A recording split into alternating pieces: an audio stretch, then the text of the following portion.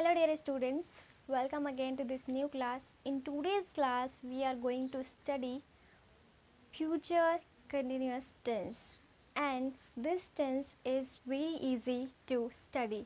So that's why this class is going to very interesting and very helpful for you. So make sure that you watch this class till end. Hey everyone, I'm your English Valley ma'am and my name is Dineshwari. In today's class we are going to study tense, and that is future continuous tense. So let's study. And if you haven't subscribed to this channel, so make sure that you do subscribe this channel, and if you haven't shared this video, so make sure that you share this video and give a thumbs up of this video. So let's begin.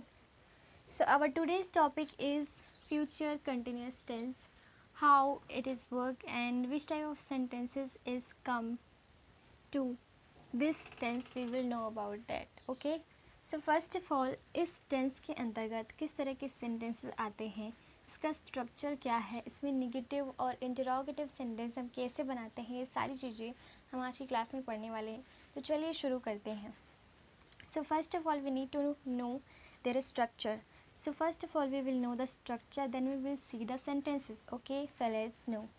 First of all, structure, इसका जो इस tense का जो positive structure है वो है subject plus shall या will plus be plus verb के साथ आईएनजी प्लस ऑब्जेक्ट. ठीक है, और शैल या विल कहाँ यूज़ होता है मैंने आपको पहले ही बता दिया है, और वर्ब के साथ आईएनजी लगता है, यानी कि यहाँ पर जो वर्ब का मेन फॉर्म होता है इसके साथ आईएनजी लगता है, और ये आपका हेल्पिंग वर्ब है और साथ ही साथ ये भी आपका हेल्पिंग वर्ब है बी. उसके बाद देखते हैं इसका negative structure, subject plus shall या will plus not plus be plus verb के साथ आईएनजी प्लस ऑब्जेक्ट. ये इसका नेगेटिव स्ट्रक्चर है. देन नेक्स्ट है इंटरोगेटिव.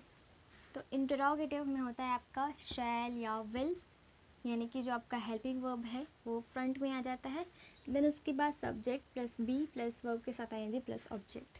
ठीक है, हमेशा जब आप कहीं भी देखते हो कि दो हेल्पिंग वर्ब है, तो हमेशा आपको ध्यान रखना है कि उन दोनों के बीच में आपका क्या आएगा, सब्जेक्ट आएगा. आप दो हेल्पिंग वर्ब को साथ में लिखोगे फिर सब्जेक्ट लिखोगे, ऐसा नहीं है. पहले आपको हेल्पिंग वर्ब लिखना है, सिर्फ एक हेल्पिंग वर्ब को सामने में रखना है, फिर उसके बाद आपका जो सब्जेक्ट है वो आएगा, फिर आपका सेकंड हेल्पिंग वर्ब होगा. ठीक है, इस तरह से बनाना है. तो चलिए देखते हैं सेंटेंसेस. वह खेल रहा होगा, ही विल बी प्लेइंग. वह जा रही होगी, शी विल बी गोइंग. मैं पढ़ रही होंगी, आई विल या फिर आप शैल भी यूज़ कर आप विल भी यूज़ कर सकते हो, बट रिटर्न इंग्लिश में क्या होता है कि आपको शैल ही यूज़ करना पड़ता है, लेकिन स्पोकन इंग्लिश में आप विल भी यूज़ कर सकते हो आई के साथ. तो आई विल या फिर आई शैल बी स्टडिंग. नेक्स्ट है तुम सो रहे होगे, you will be sleeping. You will be sleeping, तुम सो रहे होगे. अब हम इसका नेगेटिव स्ट्रक्चर कैसे बनाएंगे ये भी देखेंगे. तो जब आप कोई काम कर रहे होगे फ्यूचर में, ये इस तरह के जो सेंटेंसेस होते हैं वो आप कहते हैं फ्यूचर कंटिन्यूस टेंस के अंतर्गत. आप खेल रहे होगे, आप पढ़ रहे होगे, आप सो रहे होगे, आप बैठ रहे होगे, जो भी काम आप कर रहे होगे ये आता है आपके फ्यूचर कंटिन्यूस टेंस के अंतर्गत. तो चलिए इसका नेगेटिव कैसे बनाएंगे ये देख लेते हैं. तो ही विल बी प्लेइंग, वह खेल रहा होगा, तो इसका बन जाएगा वह नहीं खेल रहा होगा, he will not be playing. He will not be playing. क्या वह खेल रहा होगा, will he be playing. Will he be playing, इस तरह से. He will be playing, he will not be playing, will he be playing.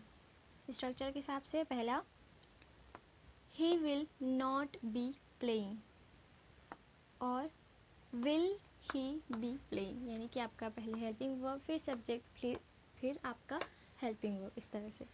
वह जा रही होगी, शी विल बी गोइंग. वह नहीं जा रही होगी, she will not be going. She will not be going. क्या वह जा रही होगी, विल शी बी गोइंग.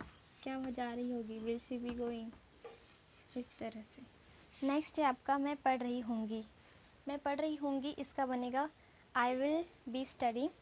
तो इसका हो जाएगा आप शैल यूज़ कर सकते हो और विल भी यूज़ कर सकते हो, बट रिटर्न इंग्लिश में हमेशा आप शैल ही यूज़ करोगे, बट स्पोकन में आप विल भी यूज़ कर सकते हो। बट हम यहाँ पर रिटर्न इंग्लिश के लिए देख रहे हैं, और स्पोकन इंग्लिश के लिए भी आप इसे यूज़ कर सकते हो, बट रिटर्न इंग्लिश के लिए मेनली आपको ये फोकस करना है कि आप शैल ही यूज़ करोगे, इसलिए मैं यहाँ पर शैल ही लिख रही हूँ।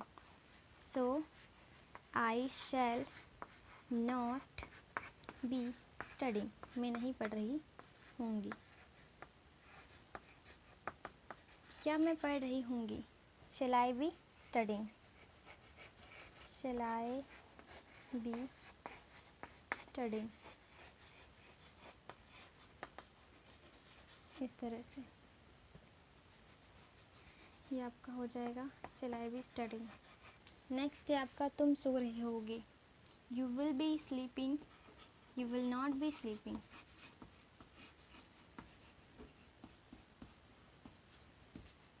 You will not be sleeping, क्या तुम सो रहे होगे? विल यू बी स्लीपिंग, क्या तुम सो रहे होगे, इस तरह से। तो यह इसका स्ट्रक्चर है और ये इसके सेंटेंसेस है, और आपने ये भी देखा कि आप इसका नेगेटिव और इंटरोगेटिव सेंटेंस आप कैसे बना सकते हो। तो ये सारी चीज़ें हैं और बहुत ही इजी है इसे बनाना, बस थोड़ा सा समझने की ज़रूरत है। अगर आप इस स्ट्रक्चर को समझ गए तो आप ईजिली इसे बना सकते हो, बस आपको इस स्ट्रक्चर को याद करना है। जब ये याद हो जाएगा तो ये ईजिली बन जाएगा, ठीक है।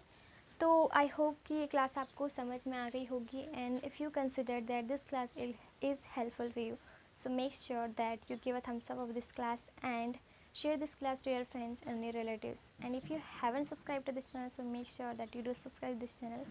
And thanks for watching this video till end. I will meet you in the next video.